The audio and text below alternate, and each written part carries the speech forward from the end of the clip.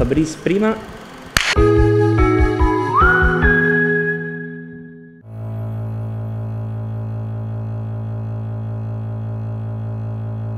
Bonjour, c'est Fabrice Murgia pour Fanpage. J'ai créé plusieurs spectacles sur ce thème en réalité, mais c'est pas vraiment sur ce thème, c'est sur nos manières de communiquer et ce thème ressort très fort. Ce qui m'intéresse, c'est de savoir ce qui change dans les solitudes. Donc ce qui m'intéresse, c'est de parler des nouvelles formes de solitude. Pourquoi est-ce qu'on n'est plus seul comme on l'était avant? Alors au final, pourquoi parler de solitude? C'est plutôt parce que c'est des discours intérieurs. Il y a rarement de dialogue dans mes spectacles, c'est plutôt des enchevêtrements de monologues. Donc finalement, il y a cette exploration intérieure qui peut-être donne à voir qu'on parle de solitude, mais c'est pas tellement la thématique sur laquelle je m'attaque, à laquelle je m'attaque. Ce qui me pose question, c'est les mondes intérieurs et l'introspection personnelle, et aussi la façon dont on doit réinventer le monde par l'intermédiaire de l'imaginaire pour trouver une alternative, pour permettre d'y vivre.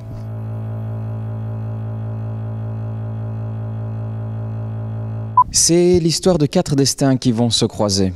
Le premier, c'est un ikikomori, c'est-à-dire les ikikomori, c'est un syndrome social japonais, une espèce de maladie sociale où tout à coup des gens décident à l'adolescence de s'enfermer chez eux et de ne plus sortir. Donc ils se recréent un univers entre 4 murs, parce que c'est ça qui me fascine. C'est pas tellement l'idée qu'on vive en ermite, parce que bon, les ermites existaient déjà avant. Ici, il s'agit et c'est pas tellement non plus lié à l'ordinateur, parce qu'on pourrait se dire qu'ils passent leur temps sur leur ordinateur et que c'est une fuite vers ces mondes-là. Il n'y a pas que ça. Il y a surtout une pression sociale très très forte qui exerce la société sur les individus, qui au Japon est très très forte. Dans le triangle école, rue, famille, la pression est très très très élevée pour ces jeunes-là.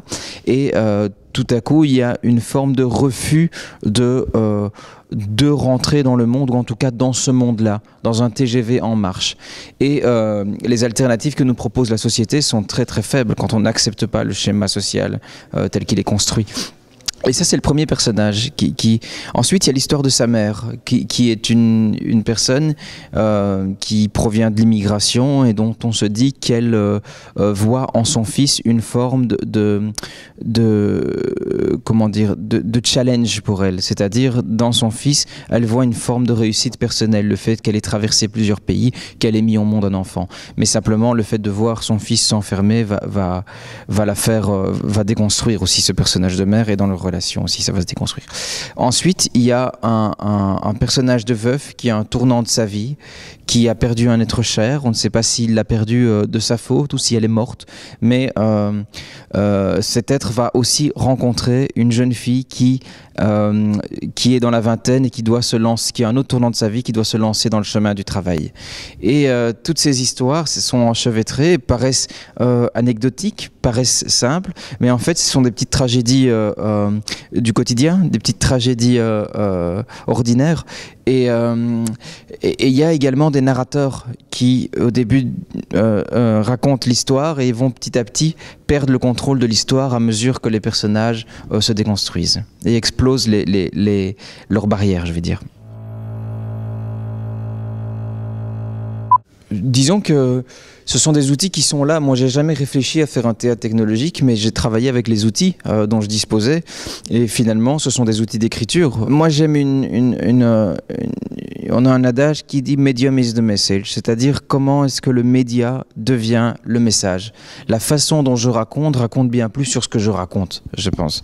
Et l'esthétique est quelque chose de très fort, de très politique au théâtre. Et utiliser la technologie en soi, ce n'est jamais qu'utiliser les crayons de son époque pour moi.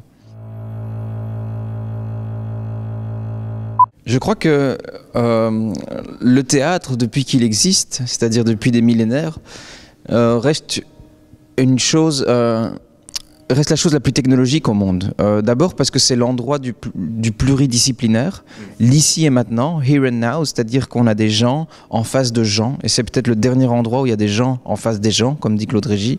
Et ça a une richesse très très très forte, c'est-à-dire que jamais cet instant sacré où quelqu'un regarde quelque chose et a décidé que ça serait un spectacle. On peut regarder un coucher de soleil et dire waouh, quel spectacle, hein, à partir du moment où j'ai décidé que ça commençait et que j'étais spectateur, c'en est un. Cette chose-là, je pense qu'elle est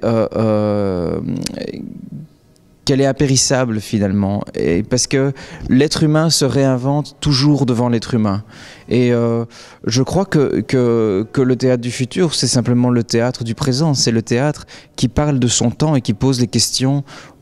Et comme a dit Jan Lauwers l'année dernière en recevant son Lion d'Or, il a dit le théâtre, ce sont des bonnes personnes au bon endroit, mais pas au bon moment. C'est-à-dire que tout à coup, il y a une question qui doit se poser et elle se pose parce qu'il y a des gens devant des gens. Okay, Fabrice, it was a great pleasure. Thanks a lot. Thank you. Thank you.